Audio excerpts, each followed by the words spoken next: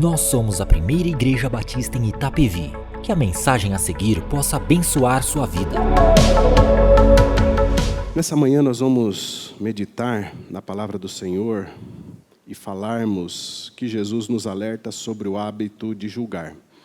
Então, o texto base, a perícope, que nós vamos utilizar é de Mateus 6, 19 a 24 e 7, de 1 a 5. Nós não vamos ler todos esses versículos, mas é um tema muito relevante para os nossos dias atuais em relação a quando nós julgamos o próximo. É um tema muito controverso para alguns. Até que ponto eu posso julgar o próximo ou não? Até que ponto eu posso interferir na vida do outro ou não? Até que ponto eu posso fofocar sobre a vida e os problemas da vida alheia? E na introdução, que não está aí, não precisa nem projetar, daqui a pouco eu falo, eu gostaria que nós também lêssemos lá em Isaías 6:5, que é uma questão primordial para a nossa vida espiritual, que é conhecer a Deus e conhecer a si mesmo. Então, Isaías, no capítulo 6, verso 5, diz assim: Então disse eu, ai de mim, pois estou perdido, porque sou um homem de lábios impuros e habito no meio de um povo de impuros lábios. Os meus olhos viram o Rei, o Senhor dos Exércitos. Isaías, nesse contexto, ele, primeiramente, se você prestar bastante atenção, aí você tem que ler o livro de Isaías para você entender todo o contexto. Ele está entendendo primeiro quem ele é, para depois ele conhecer quem é a Deus. Quem é o Deus que ele serve, quem é Deus na vida dele. Isso é extremamente importante nas nossas vidas, na nossa caminhada cristã, nós entendermos quem nós somos. E nós só entenderemos quem nós somos, se nós fizermos uma autorreflexão, uma avaliação, para entendermos quem Deus é nas nossas vidas. E isso ao longo da história do cristianismo, ao longo da caminhada cristã de muitos dos nossos irmãos, nós aprendemos muito com a história. E desde Lutero, quando ele descobriu a profundidade do seu pecado, Lutero foi um reformador. Reformador foram aqueles que, dentro da Igreja Apostólica Romana, viram que aquilo que estava sendo ensinado não estava condizendo com a palavra de Deus. Ele identificou, ele foi tocado por Deus. Olha, a justificação não é pelas obras e ela não vem por meio da igreja, mas ela vem por meio da fé que Deus coloca em nossos corações, insere em nossos corações. E ao longo da história, os reformadores, eles colocaram como ponto principal, como foco principal, a graça de Deus em Cristo Jesus no centro da pregação e para que isso fosse inserido na mente dos cristãos, A graça é algo que nós não merecemos. A graça é algo que não se pode comprar. A graça é algo que obra nenhum que você faça de bondade, de piedade, você poderá alcançar, senão pela vontade soberana de Deus em nossas vidas. Isso é a graça, e os reformadores, Calvino, Melanchthon e tantos outros personagens, que eu convido você a pesquisar e ler um pouquinho sobre eles, eles vão identificar isso. E nesse decorrer dessa história, nós vimos essa pregação por meio dessa idade lá, 1600 e alguma coisa, e vai caminhando no decorrer do tempo, a igreja vai crescendo, a igreja vai se desenvolvendo. Aí a pregação ela está sendo centrada na santidade de Deus e depravação humana. E a posteriori a gente passa lá, depois do iluminismo, por modernismo, aí nós vamos enfatizar nas pregações dos nossos irmãos, dos pastores, da igreja inserida naquele momento, a benevolência de Deus e a bondade do homem. E a posteriori, um Deus cada vez mais bondoso, mais paternal, um Deus cada vez mais compreensivo. O que eu quero te levar a pensar? Para você ver como que Deus vai agindo ao longo da história, vai moldando o seu povo, vai centrando a palavra em determinados pontos, né? Um Deus cada vez mais bondoso e paternal. Aí depois a gente vê, ao longo da história, e você pode estudar isso, um Deus, onde você ouve muito, um Deus que é amor nas pregações. Você vai ler ao longo da história esses pregadores, né? Aí houve uma diminuição da menção do inferno e da ira. Nas pregações, a ênfase das pregações nesses pontos. Aí depois, mais à frente, uma pregação de um Deus soberano, um Deus santo, né, que emprega pragas, fomes, guerras e morte, né, regularmente para punir o pecado e trazer a humanidade ao arrependimento. Aí o que nos leva a essa história quando nós caminhamos nessa história? E nós que somos, né, a igreja atual desta geração, a olharmos e falarmos assim, nossa, por que eles enfatizaram isso? A julgarmos. E isso é uma coisa que é pertinente a qualquer ser humano, a qualquer pessoa. A julgar, por que a igreja fez assim lá naquela época, por que fez né? depois mudou para cá. Só que a gente não entende, não enxerga o agir de Deus ao longo da história da igreja, ao longo do tempo onde a igreja está inserida, para pontuar e corrigir o seu povo naquilo que é necessário. E nos nossos tempos de hoje, nós estamos meio perdidos, né? Porque a gente ouve de tudo. De um lado é só bênção, de um lado é só isso, de um lado é só aquilo. E nós temos essa predisposição a julgar.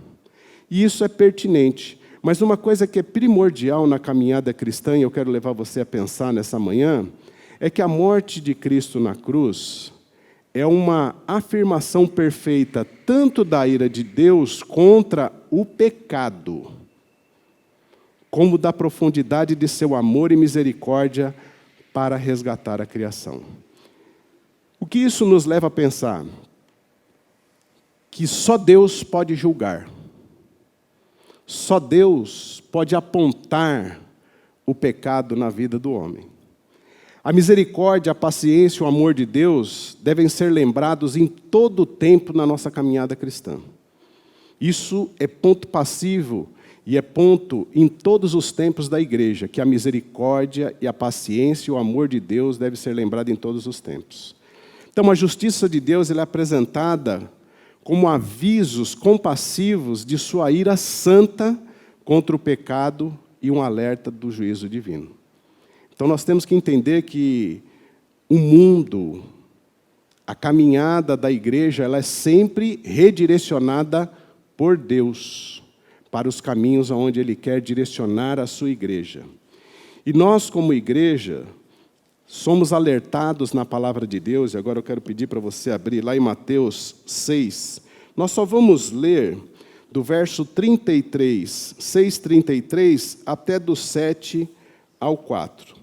Nós somos alertados por Deus, e Deus aqui, do verso 19 até 7, verso 7, no capítulo 7, verso 4, nós somos alertados para 3 situações que Deus nos alerta em relação à nossa caminhada cristã.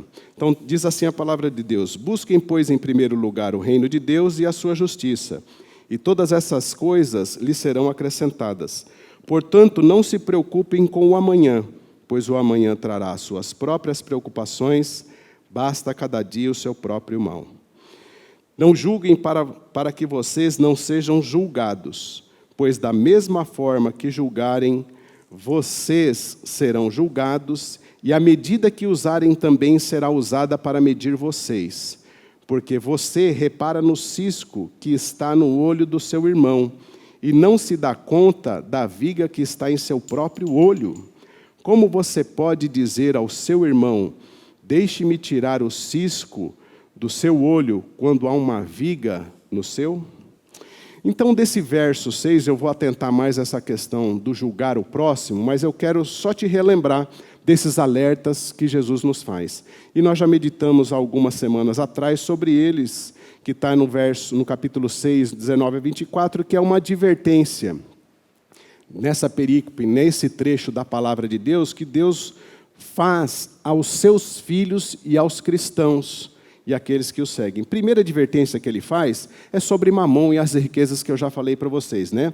A vida como discípulo de Jesus, ela é ameaçada por 3 perigos principais: o dinheiro, Mamon, representado por Mamon, a preocupação e o hábito de julgar. Então Deus, ele está apontando, Jesus está apontando para aquilo que nós precisamos estar atentos para não incorrermos nesses erros com frequência e na nossa caminhada nos abstermos e nos distanciarmos deles. Primeiro, a questão do dinheiro. O Senhor dirige aos ricos e aos pobres. A riqueza tem uma característica crescente por causa da ganância. Então você quer mais, quer mais, quer mais, quer mais, cada vez você quer mais. Então você não tem uma satisfação só com o que você tem. Você sempre, isso se distancia, isso nos distancia do Senhor, porque quanto mais nós temos, mais nós queremos. Então Deus faz um alerta para nos preocuparmos com a questão do dinheiro nas nossas vidas, para ele não se tornar o Senhor. E no capítulo 6, do verso 25 a 34, relembrando sobre a preocupação. O que o Senhor quer dizer com preocupar-se?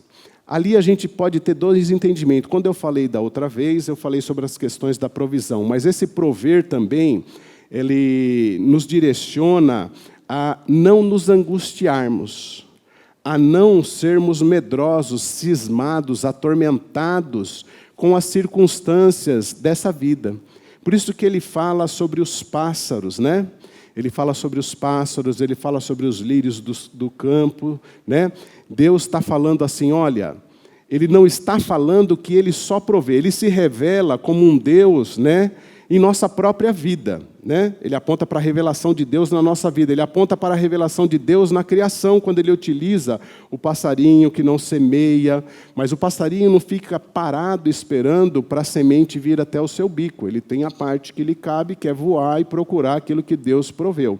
Então, essa preocupação que Deus está falando aqui, são as ansiedades que nós temos, e é um mal tão inerente no mundo de hoje. Então nós nos preocupamos com aquilo que ainda não aconteceu. Nós nos preocupamos com aquilo que nunca vai acontecer. Nós nos preocupamos com coisas que são desnecessárias na nossa caminhada cristã, em relação, por exemplo, é evidente que todo pai é preocupado com o seu filho.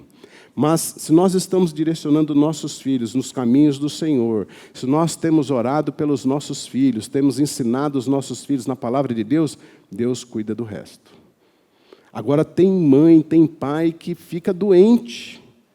Tem mãe, tem pai que fica doente e preocupado, como eu já falei, com a aposentadoria que nem aconteceu ainda. Obviamente tem que fazer a nossa parte, mas isso não pode nos dominar, essas circunstâncias não podem nos dominar. Assim como o dinheiro não pode dominar o nosso coração. Assim como o hábito de julgar não pode dominar o nosso coração. Então essa preocupação, ela aponta para a revelação de Deus e o seu reino, que nós fomos comprados por um alto preço. Nós fomos comprados pelo sangue de Jesus e somos destinados à eternidade. E quando fala aqui no verso 34, buscar em primeiro lugar o reino de Deus e a sua justiça, e todas as coisas serão acrescentadas, significa que o reinado dos céus é o domínio de Deus, é a presença de Deus nas nossas vidas. Quando nós devemos buscar. Então, é o reinado dos céus onde nós somos seus filhos, somos seus súditos. E o domínio de Deus sobre todas as circunstâncias e sobre todas as situações. Então, para este reino futuro, deve estar direcionada toda a nossa busca. Deus tem te agraciado de forma bondosa na área financeira, é para a honra e glória do Senhor. Deus tem te dado paz no seu coração, tem te dado tranquilidade em meio às circunstâncias adversas, em meio a um futuro incerto. É isso que Deus está requerendo quando Ele fala para nós não nos preocuparmos. É descansar no Senhor. É confiar em Deus de forma irrestrita, em todos os momentos. Não é ficar ansioso, né? Não é descarregar num estresse, ficar doente por causa de preocupações, aonde o Deus que nós servimos, Ele reina e governa todo o universo. É o Senhor Todo-Poderoso, esse é o Deus que nós servimos. Então a nossa confiança, a nossa fé tem que estar sendo depositada no Senhor. As preocupações, elas são pertinentes, mas elas não podem dominar a nossa vida. O grande problema não é se preocupar, é estar preocupado com as situações. O problema é ser dominado pelas preocupações. E uma pessoa dominada pelas preocupações é uma pessoa desequilibrada emocionalmente, é uma pessoa desequilibrada nos relacionamentos interpessoais, porque ela está preocupada, ela está agitada, ela está atormentada com as circunstâncias que dominaram o seu coração, e ela não está descansando no Senhor da provisão, no Senhor que está direcionando as nossas vidas, num Senhor que nos ama, que dirá, se Ele ama e alimenta os pássaros, que dirá a nós que somos coroa da criação. Então é isso que Deus está nos ensinando em relação às preocupações. Agora nós chegamos no ponto que nós vamos abordar com muito mais incisão, que fala sobre o hábito de julgar. Não julgueis para que não sejais julgados, pois com o critério com que julgardes, serei julgado, e com a medida com que tiverdes medido, vos medirão.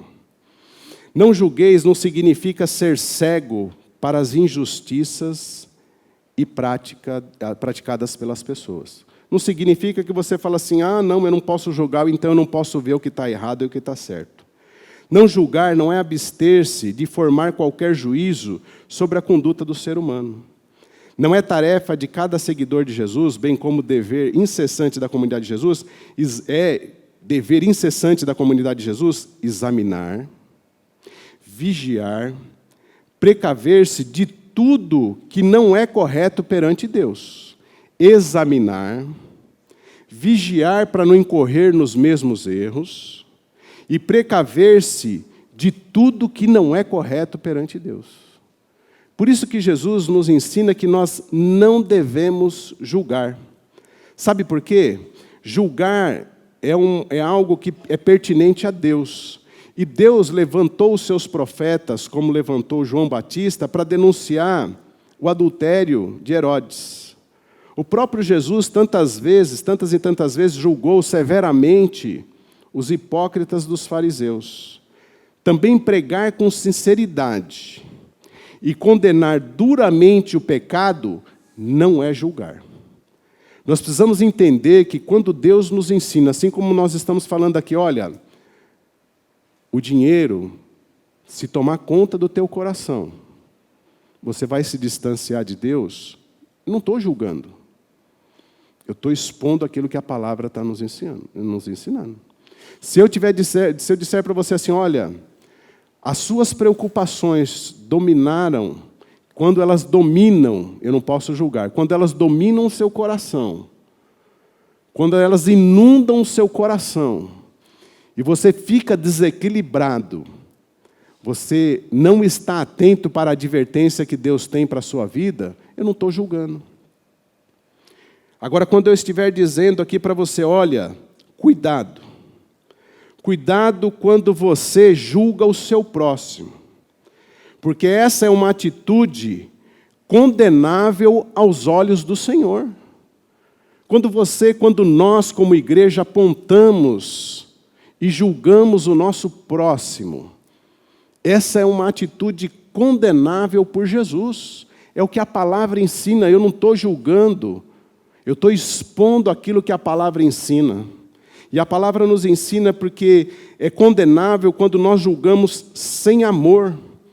É condenável quando nós julgamos o nosso irmão, os nossos irmãos, falando pelas costas dele, falando distante deles. É condenável por quê? Porque, em geral, o julgamento ele é frio e é um julgamento que já condena a pessoa. Você já percebeu quando nós, eu vou me colocar nessa posição, porque muitas vezes nós incorremos nesses erros. Quando nós nos referimos a algum irmão, a alguma pessoa, a algum familiar, de forma a julgar e a condená-lo nesse próprio julgamento, aí a palavra de Deus ela é bem clara. Por que nós fazemos isso? Porque de forma maldosa, o nosso coração ainda, onde o pecado está presente, ele sente de forma secreta uma certa satisfação na desgraça alheia. Agora, para nós sabermos quem nós somos, aí nós vamos voltar lá em Isaías 6,5. O que nós somos em Isaías 6,5? Então disse eu, ai de mim, pois estou perdido, porque sou um homem de lábios impuros. Primeiro questionamento nessa manhã é que, para que nós possamos, olhar para a vida alheia, primeiramente nós precisamos olhar para nós mesmos, olhar para o nosso coração. Nós precisamos conhecer quem nós somos em Cristo Jesus. Porque eu tenho certeza absoluta que a partir desse momento, você vai entender que nós não temos o direito de julgar o próximo. Esse homem que se reconheceu como um homem de lábios impuros, Isaías, esse homem somos nós. Que temos esses lábios impuros se nós não vigiarmos. Que teremos esses lábios impuros se nós não buscarmos a direção de Deus para as nossas vidas em relação à igreja como comunidade. Por isso que é complicado quando nós julgamos o próximo, Porque quando nós julgamos o próximo, e muitas vezes o nosso eu quer se destacar com maior brilho diante da escuridão que está presente na vida do outro. Você já percebeu que geralmente nós apontamos e julgamos o próximo nas suas fragilidades e que geralmente as fragilidades que ele tem na sua caminhada cristã, ainda onde Deus está trabalhando na sua vida, são dificuldades que nós não temos nas nossas vidas? Você já parou para perceber isso? Que às vezes nós apontamos o pecado do nosso irmão, nós julgamos o nosso irmão nas fragilidades que ele tem, e geralmente essas não são as nossas fragilidades. É por isso que Jesus nos adverte para não julgar, não termos o hábito de julgar. Nós gostamos de rebaixar o outro para que nós mesmos pareçamos grandes. Nós gostamos de julgar para mostrar que nós somos maioral, que nós somos super santos. É que nem vocês quando olham aqui para frente, olham para o pastor e falam assim, olha, nossa, esse pastor, olha, ele é uma bênção. Deus tem trabalhado nas nossas vidas como trabalha na sua. Mas como o pastor Cornélio pregou a semana passada, nós somos imperfeitos também. Como nós, como igreja, somos imperfeitos. Estamos em fase do moldar de Deus na caminhada cristã. Agora, infelizmente, quando nós julgamos, quando nós damos um juízo de valor para a vida do nosso irmão, nós estamos machucando a nós mesmos, porque ele faz parte do mesmo corpo.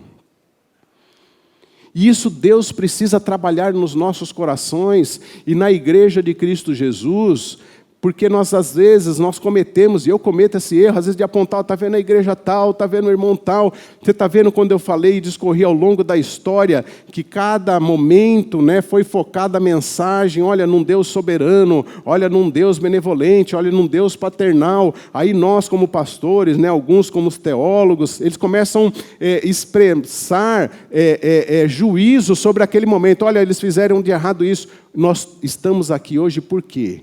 Por causa de Cristo, e não porque a ênfase da pregação só foi lá. Porque quem direcionou a igreja naquele tempo foi Deus. Quem direciona a igreja nesse tempo é Deus. Então a nossa capacidade de julgar no relacionamento é complicado. Num relacionamento a dois ainda, num casamento, nós já não expressamos juízo de valor, não tem mais jeito. Não adianta, não tira a roupa, não pega a roupa, não faz isso, não faz aquilo, já julgando e condenando. Você não tem jeito, já condenou, não tem mais jeito. É como nós disséssemos para Deus, Deus, o Senhor não transforma mais a vida das pessoas. Pode passar 1, 2, 3, 4, 5, 6, 10 anos, Deus continua transformando e moldando. Agora, o problema de grande parte hoje dos relacionamentos desfeitos, tanto na igreja, primordialmente dentro da igreja, daqueles que conhecem a palavra, é porque já condenam o relacionamento como falido. Obviamente, tem os casos de exceções, por favor. Não é se você passou por um divórcio, se você passou por isso, não é por isso que Deus parou de estar na sua vida. Existem os casos de exceções, mas eu digo assim, nós precisamos estar mais resilientes nesse relacionamento interpessoal, quando nós nos conhecemos a nós mesmos e não já julgamos e condenamos. Por exemplo, quem nunca condenou o marido? Falou assim, olha, isso não tem mais jeito. Pelo menos em pensamento. Quem nunca condenou a esposa? Essa não tem mais jeito. Pelo amor de Deus, queima o arroz todo domingo, pelo amor de Deus. Eu não aguento mais comer arroz, eu quero comer macarrão, e é só macarrão, macarrão, é só feijão, feijão. Não muda, já condena. É o diálogo, não é julgar, é dialogar. Quais os filhos que não condenam os pais? Não, esse não me entende. Olha, não sei o quê, já condena o pai, que o pai é quadradão, o pai não entende de mais nada. Olha, nessa aqui, o pai, eu estou numa outra geração, eu estou numa outra vibe. E condena o pai. Já julgou, já condenou, é um juízo de valor condenador. E Deus nos repreende, Jesus nos repreende para que nós não incorramos nesse erro de julgar e ter isso como um hábito para todas as coisas no relacionamento interpessoal. Nós, como igreja em Cristo Jesus, aquele irmão não tem mais jeito, pelo amor de Deus, não dá. Eu estou aqui há 56 anos, ele está há 57, eu não suporto, mas ele vai julgando. Não, porque aquele irmão ele fala uma hora da pintura, outra hora ele fala do som, outra hora ele fala da iluminação, outra hora ele fala da cor da parede, outra hora ele fala da portaria, outra hora ele fala do carro que escorrega ali no piso da quadra, que derrapou, está gastando o pneu dele, outra hora ele fala que o café não estava bom, eu não aguento, começa a julgar, já condena. Ele fala assim, irmão, não tem jeito, isso aí vai para o inferno. Condena. Então, essas picuinhas dentro da igreja que nós vivenciamos, e eu vou dizer mais ainda, hein? Quanto mais tempo você conviver junto, mais fácil é você criar o hábito de julgar o próximo. É mais fácil, sabe por quê? Porque o relacionamento em Cristo Jesus é como se fossem duas lixas que vão... As duas partes é dolorido, irmão. Agora, nós não podemos julgar o outro. Sabe por quê? Do mesmo jeito que você julgar, você será julgado. Do mesmo jeito que você medir, você será medido. É uma advertência de Deus. E você sabe o que o julgamento traz para o nosso meio? Confusão, discórdia. O julgamento no nosso meio. É fácil viver sem o hábito de julgar? Não. Se eu disser para você que é fácil, não é. Mas em Cristo Jesus tudo é possível. Tudo é possível em Cristo Jesus. Então nós precisamos abrir a mente. Precisamos aumentar o nosso universo de conhecimento na palavra do Senhor e praticarmos aquilo que Deus tem nos direcionado e que preocupa a nossa caminhada cristã e que nos prejudica na nossa caminhada cristã, no desenvolver da nossa vida cristã e espiritual, nos prejudiquem muito quando nós julgamos o próximo. Quando nós queremos fazer o papel de supervisor da vida do próximo. Você já viu? Quem nunca gostou de fazer supervisão sobre a vida do próximo? Você quer ver um próximo que é perseguido, entre aspas, e vigiado dentro da igreja? Os jovens. Agora eu sou defensor dos jovens. Pastor, você ouviu aquele jovem? Ele pisou no banco. Aquele lugar é um lugar santo. Ele dançou em cima da plataforma. Pelo amor de Deus, pastor. Jovem hoje não tem mais jeito, pastor. Ele pensa assim, ele pega no celular, ele pega ali, ele pega... Pastor, precisa dar um jeito. Esse menino entrou correndo no templo. Está vendo as crianças? Olha, na IBF eu vi aqui, eu fiquei olhando, eu falei, cara, como eu queria fazer aquilo. O menininho entrou aqui, ele foi mergulhando debaixo dos bancos, e foi. Aí eu fui acompanhando, assim, eu falei assim, mano, que da hora. Agora você pega um irmão julgador e fala assim, está vendo, pastor? Isso é coisa de fazer dentro da igreja? Esse é um pai irresponsável, que não educa o seu filho como ele deve andar, conforme a palavra. Irmão, é uma criança. Eu queria fazer aquilo também, mas não dá, porque eu já estou um pouco mais forte a levantar os bancos. Esse é o hábito que nós temos para todas as circunstâncias. O hábito de julgar os nossos filhos. Você está vendo? Eu limpava a casa, eu fazia isso, eu faço aquilo, eu faço aquilo, eu faço aquilo. Você não tem mais jeito. Isso é importantíssimo nos dias de hoje, a criação de filhos, não com julgamento, mas tem que ensinar. Mas tem que catar ele e senta aqui, filhão. O negócio é o seguinte, tu tem uma moleza, hein, cara? Eu já trabalhava com 12 anos, eu vendia sorvete na porta da escola, eu juntei ferro velho para ajudar meus pais, eu pintava a parede da minha casa. Hoje você dorme até às 11, você assiste televisão até a 1, e depois você quer comer ainda comida quentinha. Cara, vamos acordar para a vida. Não é condenar ele como uma pessoa que não mais tem jeito, mas é olhar para ele como algo que precisa ser lapidado. Esse é um hábito que nós temos. Agora você imagina dentro da igreja. É fácil. Eu já contei na história da igreja, você prestou atenção, uma hora foi soberania, outra hora foi Deus é amor, outra hora é o Deus da ira, outra hora é o Deus da santidade, outra hora... Você imaginou os irmãos dentro da igreja? Então dentro da igreja você tem um universo. E não é julgar, mas é olhar para esse universo e falar assim, tem uns irmãos que gostam de orar muito. Esses foram chamados por Deus para orar. Todo cristão precisa orar, só que esses oram muito mais. Não adianta eu chegar e falar assim, irmão, quantas horas você orou hoje? Ih, você é um crente fraco. Você não tem oração forte, você não tem feito musculação para orar, então a sua oração está muito fraca. Não é isso. Aí tem aqueles irmãos que gostam daquele louvor mais adoração, né? Que você vai refletindo. Assim, tá vendo? Os irmãos hoje cantam um que pula, um que não sei o quê, e tal, agitado. Hoje eu quero paz, tranquilidade, então você julga o louvor. Aí você olha para o piso e fala assim, nossa, quem que escolheu o piso? Ah, foi aquele irmão lá. Aí você olha para o gesso e fala, quem que escolheu o gesso? Podia ser amarelo. Aí você começa... Aí você imagina, irmãos, nós como irmãos em Cristo Jesus, servindo o reino de Deus, tendo tantas preocupações no servir a Deus com excelência, no servir como igreja.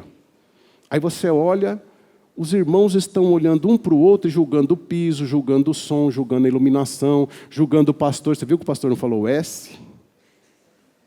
Ele não sabe falar no plural. Você viu que o pastor tem a língua presa? São preocupações, o hábito de julgar, a gente acaba julgando todo mundo. Você viu os irmãos da ala B da igreja, os irmãos da ala C e os irmãos da ala D. Que nós tivemos o jogo de futebol lá, na quadra, né? Então tivemos diversos times. O meu time foi campeão, graças a Deus, eu nem precisei jogar. A arma secreta ficou no banco, não precisei nem jogar. Mas eu não, agora vocês estão me julgando porque eu não joguei, eu sou campeão também. Está vendo só? Então, quando a gente olha para a igreja, foi um momento maravilhoso lá, tinha palmeirense, tinha corintiano, santista, tinha todo mundo, tudo bem que o Corinthians vai ganhar hoje, mas tinha de todas as tribos lá. Nós precisamos entender que esse hábito de julgar, nós precisamos deixar de lado. É como as tribos, lá no Antigo Testamento, quando elas olhavam para Deus, elas se juntavam para guerrear em nome de Yahvé, em nome de Deus. Nós aqui somos todos diferentes. Eu sou diferente de você, eu sou corintiano. Tem uns que são palmeirenses, o pastor Cornélio é corintiano também. Então, essa diferença não pode nos levar a julgarmos uns aos outros, porque maior é Cristo em nossas vidas do que as nossas diferenças. Então, essa função de inspetor, fiscalizador dos movimentos do outro, querendo controlar, não condiz com a palavra de Deus. Essa atitude de fiscalizar ao redor é julgar sem amor. Então, antes de julgar, olha para si. Olha para ver quem você é. Olha para dentro de você quem eu sou. Para estar apontando o pecado na vida do meu irmão. As ideias sempre serão diferentes, mas um propósito é sempre o mesmo, exaltar o nome do Senhor. Porque o julgar, o apontar, traz rixas, traz desdobramentos tristes para a nossa vida cristã, para a nossa caminhada em Cristo Jesus. Nos desgasta quando nós julgamos e condenamos o próximo. Então essa atitude de fiscalizar ao redor é o julgar sem amor que Jesus repudia. Sem amor. Por que sem amor? Porque você não ama o próximo como a si mesmo. Quando nós amarmos o próximo como a nós mesmos, por quê? Porque as limitações e imperfeições dele, eu vou ter que suportar nessa caminhada cristã. Esse julgar tem que ser, primeiramente, só em Cristo Jesus, em amor. Então, quando você vê esse irmãozinho fraco,